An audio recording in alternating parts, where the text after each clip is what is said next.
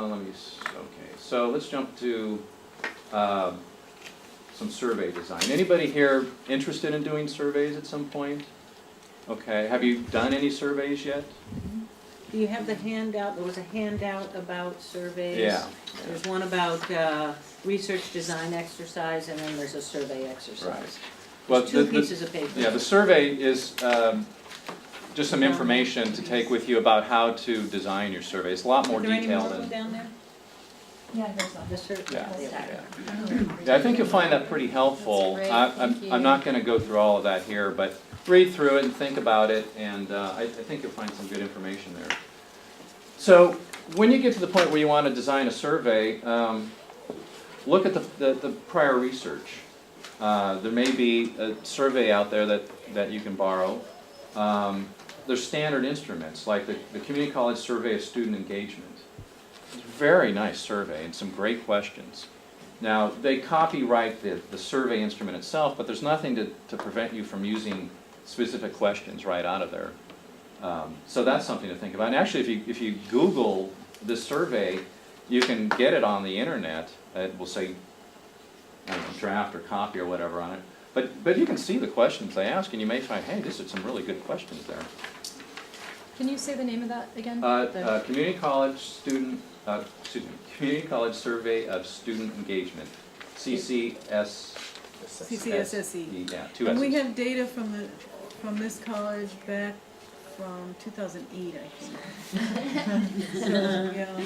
So if you ask some of those same questions, you might have some comparison. Right, and that's the nice thing about identifying survey questions that you're interested in is you can use that over time. That might be the way to get at the question of, well, how do I know this is having an effect?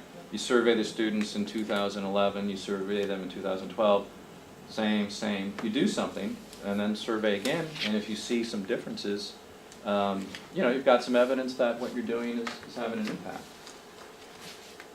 When you design a survey, you can also pre-test on students. What we try to do at our college is first we start with our high-end students, our MESA students, math, engineering, science, achievement. They're the analytical thinkers, and they'll pick apart your work and say, well, do you mean this? Do you mean that? And, okay, you're right. You go back, and then try it on some students that are maybe not as sophisticated to see if they can understand it. Show it to your colleagues. Have people, significant others who have no idea what you do, give them the survey and see if it makes sense to them. So the types of information you can glean out of a survey is what people know. You can ask them,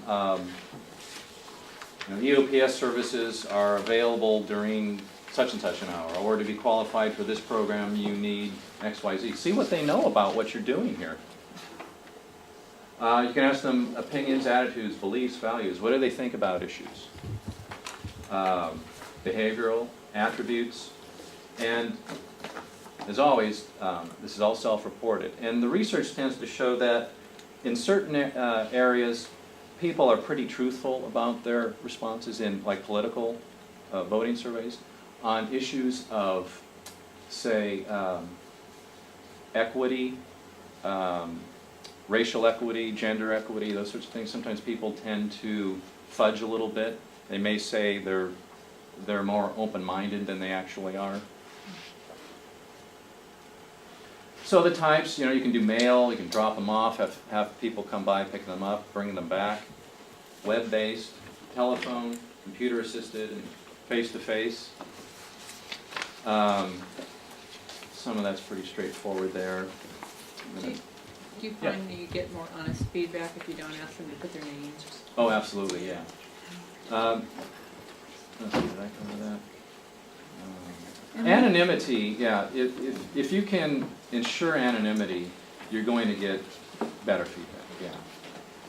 We have SurveyMonkey here, we own it, I mean, we don't own it, but we subscribe to it. So anybody who wants to use that, just email me and I'll get you the password and everything. I sent the password out in the introduction email good, yesterday, good, so everybody okay. has it on that first email. Okay. Yeah, to the extent that you can track who's responded and send reminders, that's helpful.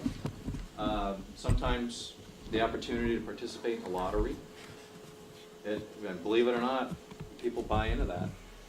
Mail surveys, have you ever received a survey that there's $1 attached to it? Yes. The research shows people are more likely to respond to those and send it back in if you just put some small amount of money. That feel guilt guilty. factor, exactly, yeah. All that comes with this. So we talked earlier about open-ended, closed-ended questions. You know, you can get some rich answers with open-ended questions, but again, it's the time to categorize and analyze, so be careful. Closed-ended questions are easier to interpret.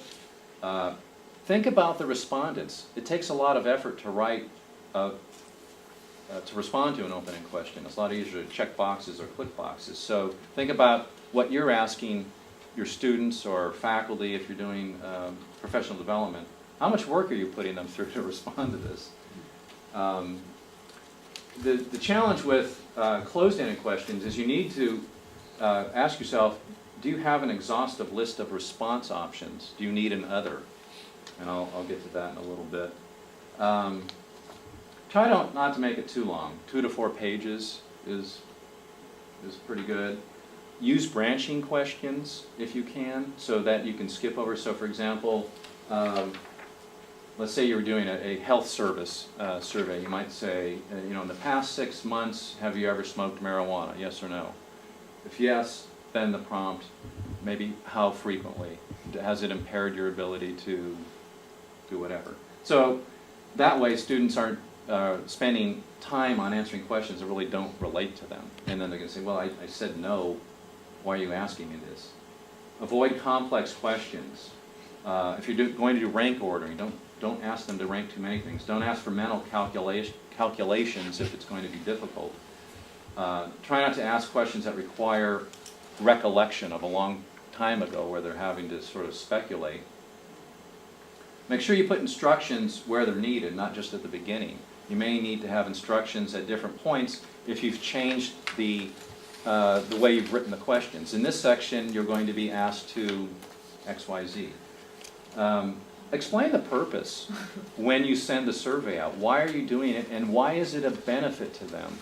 If you can tell the students that your responses will help us make improvements to whatever you're doing, they're more likely to feel that what they're doing is important. The respondent needs to feel like what they're doing has value. Put the demographic questions at the end, and don't ask things you don't need to know. So in terms of writing questions, the first question, every time you come up with a question, ask yourself, is it necessary? And what are you going to do with it? Why do you need to know that? Be clear. Avoid non-specific response options. So in other words,